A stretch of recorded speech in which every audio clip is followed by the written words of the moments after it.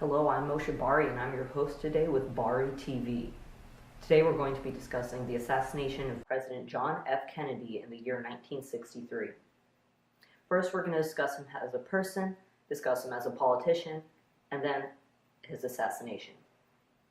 Some facts about him, and him in general as a person, was that he was born May 29th in the year 1917 in Massachusetts. He was born to a family of 6 children, but was especially close with his brother Joe. He attended Harvard, also with his brother Joe. After graduating Harvard, he joined the Navy, and he was the first president that was a World War II veteran with a Purple Heart. After being rammed by a Japanese destroyer, he helped his entire crew get to a local island. This is what caused him to receive the Purple Heart, making him the first president to have a Purple Heart. Unfortunately, his brother Joe died in this war in a plane explosion. He married Jacqueline Beauvoir who was aged 36 after the war. He received a Pulitzer for writing multiple biographies about famous senators who fought for what's right. His first child with Jacqueline, or as he called her, Jackie, was named Carolyn, who was born in 1957. He also had another child, John Jr., who was born shortly after. He had 2 other children, Arabella and Patrick, who all died in their infancy. He was kind and cared for his children despite how busy he was as a president. We know he set up a preschool, a swimming pool, and he wanted to keep his kids as normal as possible and to have a fun life in the White House. Now we're going to discuss him as a politician. His dad told him after the war that he should run for Congress for Massachusetts' 11th Congressional District. He won this, and this began his career as a politician. He served 3 terms in the House of Representatives. After that, he was elected to the U.S. Senate. He was almost selected to be a vice president, but didn't end up actually being selected. Then he decided to run for president. He was Democratic. He was selected by the Democratic Party as their candidate for president. He won. He was the youngest man ever elected president, as he was elected at the age of 45. He was also the first Catholic president. The first ever televised debate with Richard Nixon, who was the vice president at the time, also running for president. On TV, everybody says John F. Kennedy won, as he was more confident and for his looks. But on radio, many people stated that actually Richard Nixon won.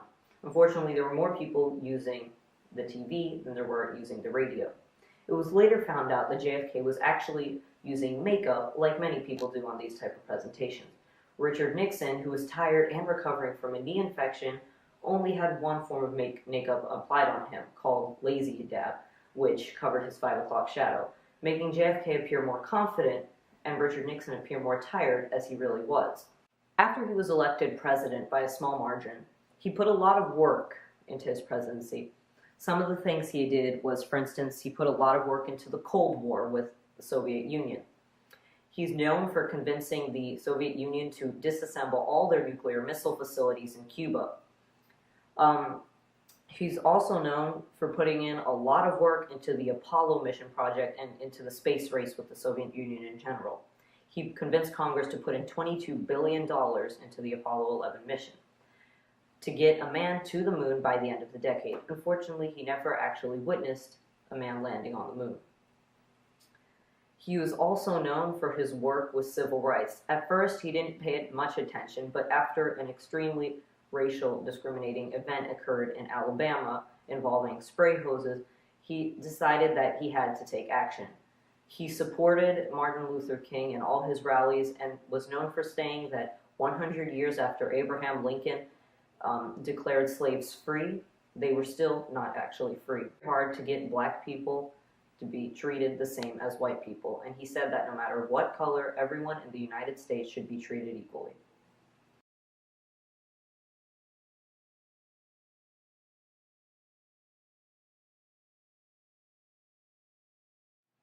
Now let's discuss his assassination.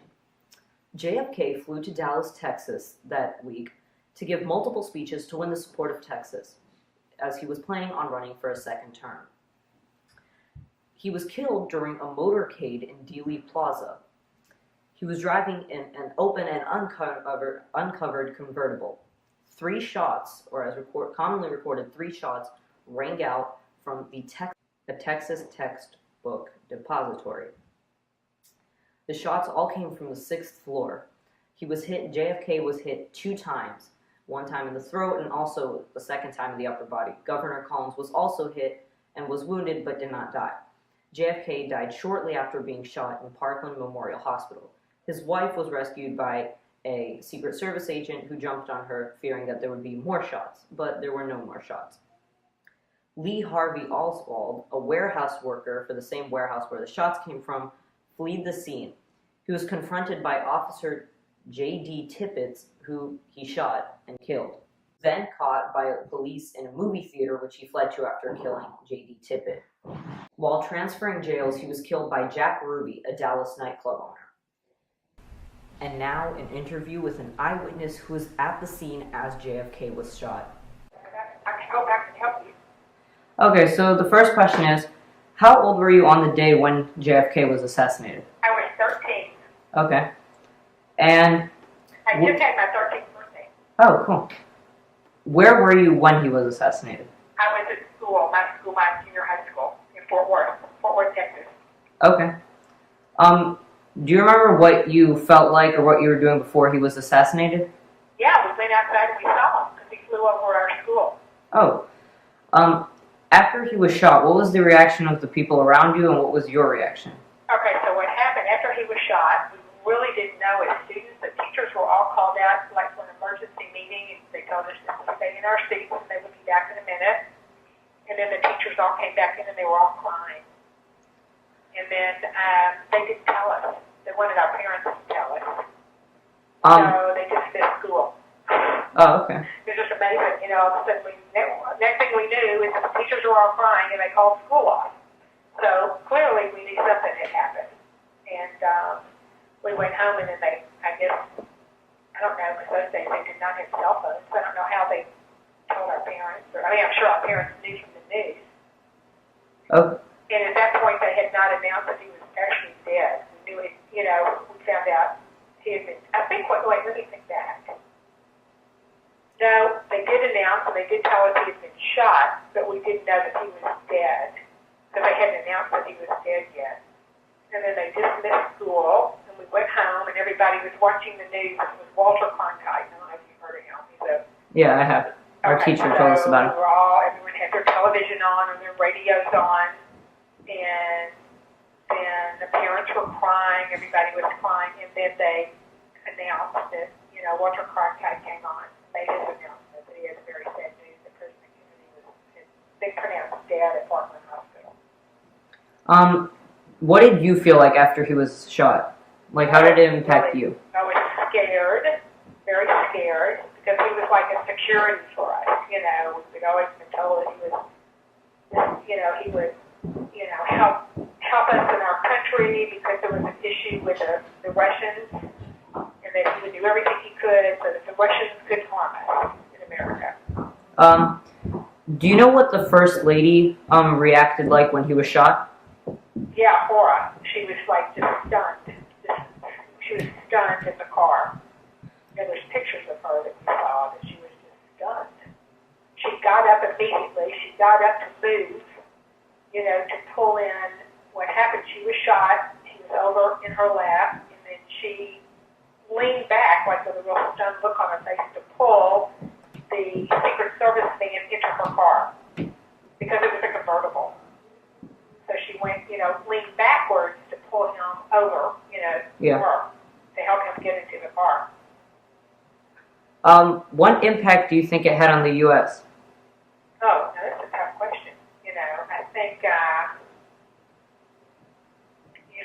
that is a big question. It's a loaded question. Like, in your opinion, what do you think it did to the U.S.? I was only 13 years old, so at that point, we were all very concerned what would happen with at that point in time, everyone was really concerned what would happen with the U.S.-Russian relationship. And so that was the big concern at the time. So, what was it about that day that made you recall it 50 years later?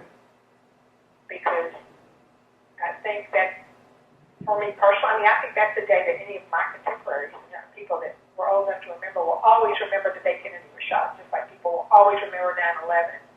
For me, because I had relatives, I had an uncle that was down at the Chamber of Commerce meeting where he gave his last speech. I had a cousin that was out. We were all going to go outside. Our mother was going to take us outside to hear him in the Texas hotel talk, but it was raining and it was a yucky day, so we didn't go. And then we heard that he was going to be at our school. He was going to fly his plane, Aircraft One, flew over our school. It kind of bowed down. All the kids went outside and kind of bowed as if to wave to us. So, of course, I'll always remember that.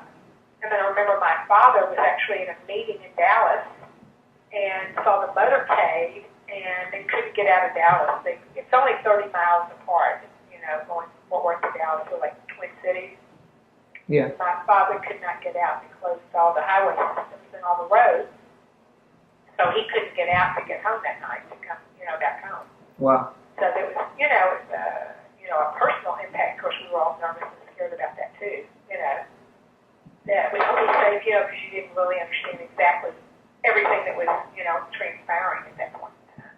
Wow. And as a young person. Yeah. Well, thank you so much. Oh, you're so welcome. Is there anything else that I can, any other questions? No, these were all my questions. Okay. Did you have the timeline of what happened that day and where all Yeah. that day? Yeah. You gave 2 speeches in Fort Worth and went to Dallas, and then Yeah. you know about all that? With all that in the news, all that, enough all that information was definitely in the news. Yeah. No. Yeah, I learned all about it. Oh, wow. They're really teaching you all that stuff. Well, this is the 50th anniversary. Yeah. Yeah. Okay. All right, sweetie. Well, I'm, happy to help you. If you think of anything else, let me know. Thank you. You're welcome. Bye-bye. And that was our live interview with Mrs. Ilene Miller. Thank you once again for watching Bari TV and our episode on the 50th anniversary of the assassination of JFK.